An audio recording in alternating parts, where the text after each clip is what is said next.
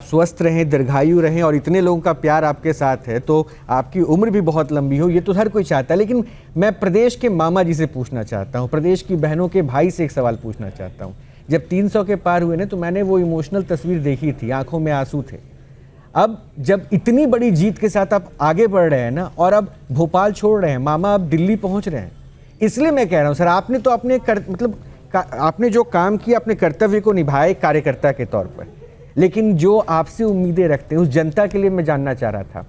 एक बड़ी भूमिका की उम्मीद वो चाहते हैं, नहीं, जो काम पार्टी देगी वही काम मैं करूंगा।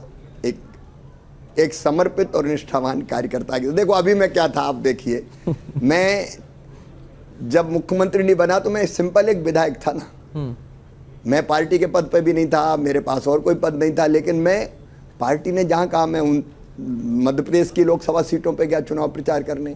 मुझे पार्टी ने आदेश दिया दक्षिण जाओ, मैं दक्षिण के राज्यों में भारतीय जनता पार्टी का काम करने गया। मुझे कहा बंगाल जाओ, उड़ीसा जाओ, मैं बंगाल उड़ीसा गया, मैं महाराष्ट्र गया। पार्टी ने जहाँ कहा मैं वहाँ गया। आगे भी पार्टी जो कहेगी बस वही मैं करूँगा। अच्छा, एक पहलू बता दीजिए, राहुल गांधी को सुपरमैन अब बताया जा रहा है।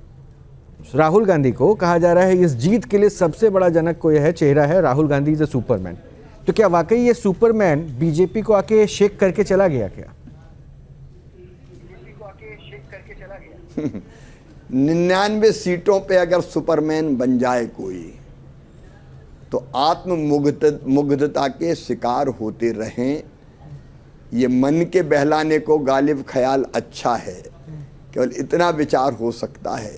अब 99 सीट वाले 241 सीटों पे तो उंगली उठाते, लेकिन 99 वाले वो कहते सुपरमैन है।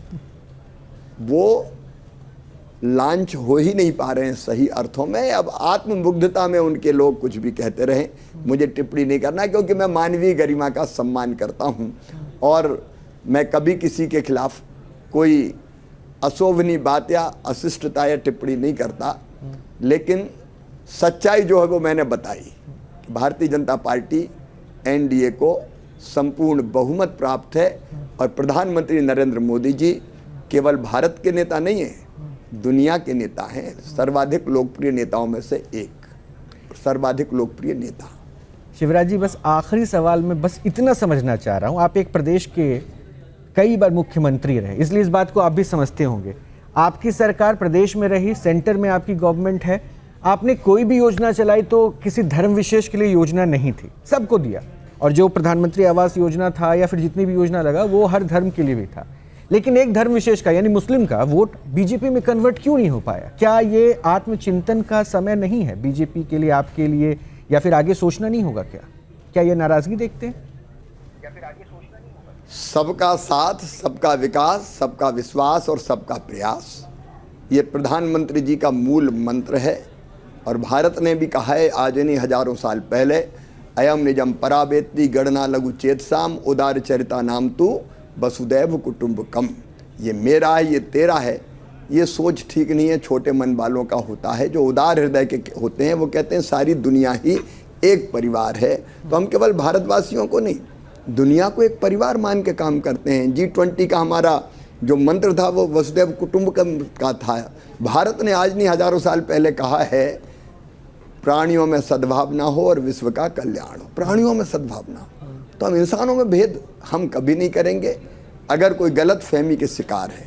देखिए, भारतीय जनता पार्टी धर्म, पंथ, रंग, जाति, उपासना पद्धति के आधार पर कोई भेद नहीं करती। हमने कहा है एकम सद विप्रा बहुधा वदंती। हम लोग कहते रहे आत्मवत सर्वभूतेषु, तो हम सबके कल्याण के लिए काम करेंगे। लेकिन Bharatiya Janata party vote bank की राजनीति नहीं करेगी। गलत चीज़ अगर कोई है तो गलत को गलत कहेगी पूरी ताकत के साथ। केवल वोट के लिए हम तुष्टीकरण नहीं करेंगे, प्रेम सबको बांटेंगे। सर्वे भवन्तु सुखिनः सर्वे सन्तु निरामया सर्वे भद्राणि पश्यन्तु माँ कश्चित् दुर्भाग् भवेद। सब सुखी हो, सब निरोग हो, सबका मंगल हो, सबका कल्याण हो। भारत के इस भाव के साथ हमारी सरकार काम करेगी। बहुत बहुत शुक्रिया हमसे बात करने के लिए शिवराज सिंह चौहान जी, बहुत बहुत शुक्रिया, आपने वक्त निकाला और एक बड़ी भूमिका में आपके प्रशंसक, आपके चाहने वाले आपको देखना चाहते हैं।